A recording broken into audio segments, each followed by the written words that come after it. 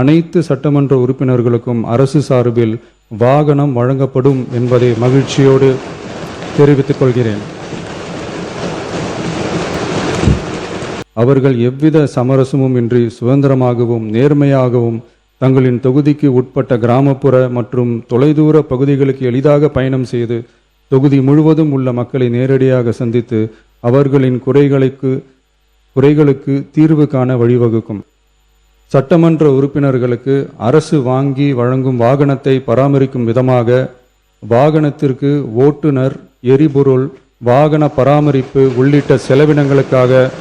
மாதந்தோறும் ரூபாய் 75,000 வாகன படியாகவும், அலுவலக பணிகளில் உதவி செய்ய ஓர் உதவியாளரை நியமித்துக் கொள்ள மாதந்தோறும் ரூபாய் 25,000 உதவியாளர் படியாகவும்